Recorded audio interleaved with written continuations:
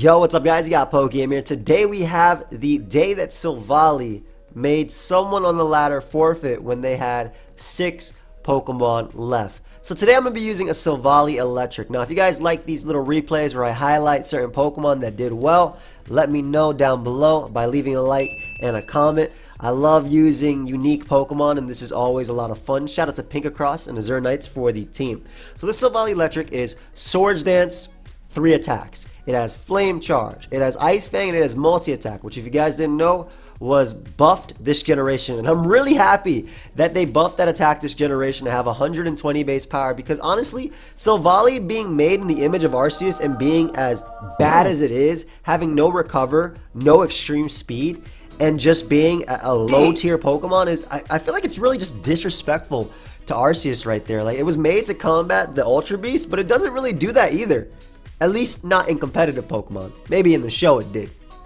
But this, when I saw this team preview, and guys, keep in mind, I'm not on the low ladder. I'm at 1800 plus, right? So this is decently high ladder. When I saw this team preview, I started rubbing my hands together because I said, there is no Kyurem on their team. And this is something, when I'm using Silvally Electric, this is something I look for, right? I look for the dragons that don't care about Ice Fang or electric attacks, right? So that's definitely Kyurem, which also smacks this team.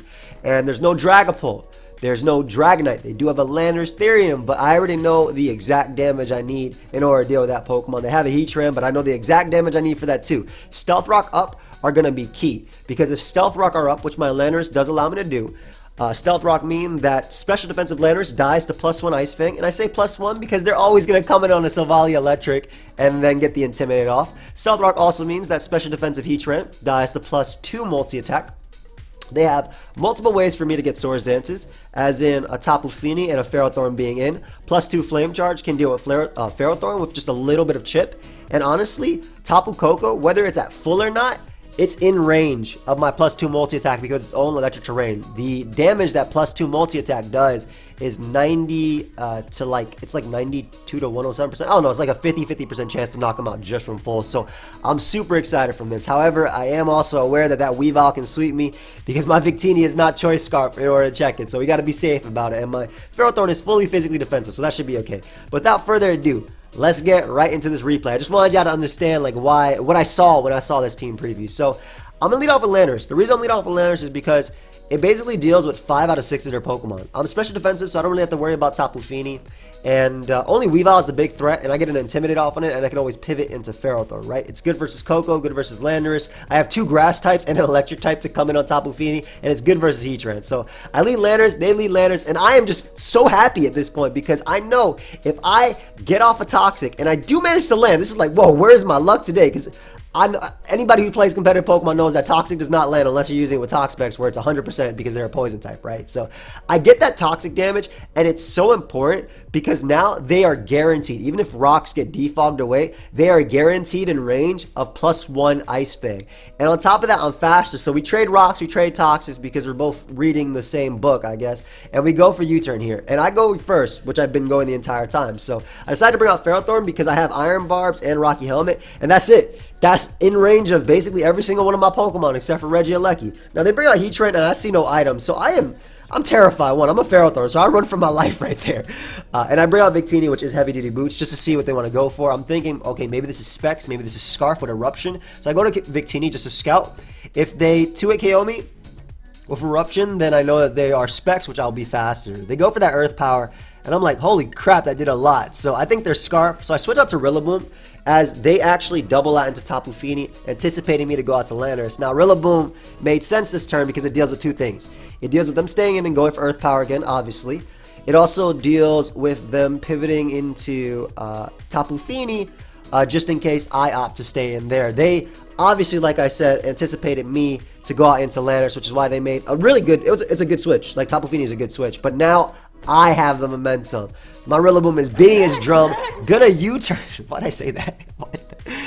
I didn't mean anything by that, but I'm gonna U-turn here as Ferrothorn comes out, and I'm so at this point I'm so happy. Like I can't even hide how happy I am to you guys. But that U-turn damage is the guaranteed damage I need to knock him out with +2 flame charge. Like it's like my opponent knows I'm trying to win with Silvally Electric, and they're giving me all the chances. So I bring up Victini, and there's no way Ferrothorn stays in. It's too useful. It's too useful. Grassy Glide is super good versus my opponent. Because their Heatran doesn't have leftovers. And also my own Ferrothorn can be annoying too, so they can't stay in. So I have to go for a Bolt Strike because it hits both Heatran and Tapu Fini. I end up hitting the Tapu Fini upon switching, which is nice. I don't really worry too much about Tapu Fini. I mean, I get good damage off on it, but like it's good for, I guess, setting up for my Victini later. I go for Bolt Strike again, and I miss on the Tapu Koko.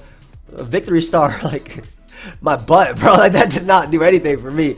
But, I end up switching out into my Regieleki because I didn't want to take a Thunderbolt. They pull a double into Heatran right here. I think they anticipate me to go Landers and maybe want to go for an Eruption here, or they basically are not confident that they can go for Thunderbolt here and pick up a KO. Basically, they expected my Ferrothorn or my Landers there, so they switch. I made the Regieleki play, and this is cool because I'm faster than Choice Scarf Heatran. I can go right for the...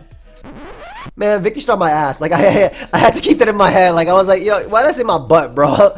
I can say whatever I want on my channel. So, I bring out Regieleki. Sorry, that's just stuck in my head. I bring out Regieleki. I'm faster. I go for a Light Screen here because I'm guaranteed to live every one hit. And this is going to help out my Silvally Electric to set up later. As they bring out Landers, this is cool because I can get up the Reflect in front of that too. Now, I am Heavy Duty Boots, so I have limited turns. I'm not Light Clay on this thing. But I get the Reflect, the Light Screen. They're racking up poison damage, and they even let me hit them with a Rapid Spin as they go for U-turn. I could not make this up. This is a rated battle, guys, right? Tapu Fini comes out, and I'm saying that because it's just so perfect. It's like this, like the day someone was looking down. They just wanted me to win with this mod. So Tapu Fini comes out. I have Landers super low. Everything is in range, and because Tapu Fini's out, Misty Terrain's up. They can't burn me if they even if they have Scald. Obviously, because of their own ability. I bring out the Silvally Electric, and now I go for the Swords Dance. They are definitely scared as they go for Taunt here. I go for Flame Charge because that way I'll be faster now than Tapu Koko as well as Weavile. This also would be able to knock out Landers if they opted to switch in. They stand and go for Nature's Madness. Now, unfortunately for my opponent, they do miss here. This is pretty annoying for them. However, because they're not Rocky Helmet Landers, I'm going to explain why it doesn't matter. Or at least at this point, why it didn't matter. Because Ferrothorn's also not Rocky Helmet as well. So the damage that I would take from that would be half, right? And then Ferrothorn would be just a little bit more Iron Barbs as well when I knock it out with Flame Charge. But Weavile's Ice Shard still does not knock me out even after all that chip. Now, had they had Rocky Helmet on Landers and Rocky Helmet on Ferrothorn, that miss would matter a lot. But because they didn't, it didn't.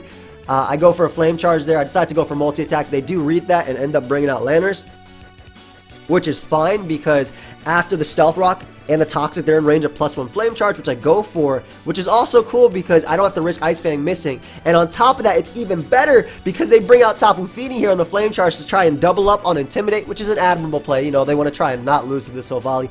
However, because they missed the other one previously, I can afford to go for Swords Dance there, and at that point, they just forfeit. That's it. And yeah, 1840 plus with Swords Dance Silvally, because at this point, Tapu Fini dies to Rocks, so they can't even bring back in Landers again because it also dies to Rocks, so they can't shuffle Intimidates. I knock out Heatran, I knock out Ferrothorn because of the chip from U-turn. Weavile dies, and Ice Shard does like 19 to 23%. It's really, really weak. And then Tapu Koko, at best, is a 50% chance to knock that Pokemon out with +2 multi-attack because of their own electric terrain. And I gotta say, guys, I was so hyped when this happened. I had to share it.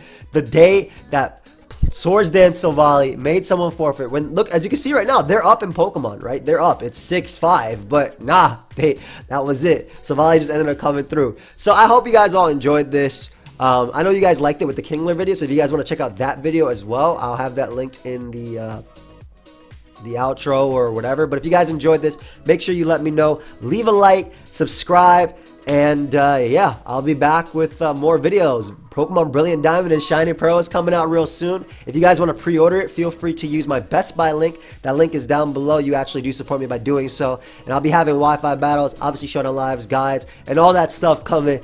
Just you wait. I'll see you guys in the next one. Goodbye, my friends.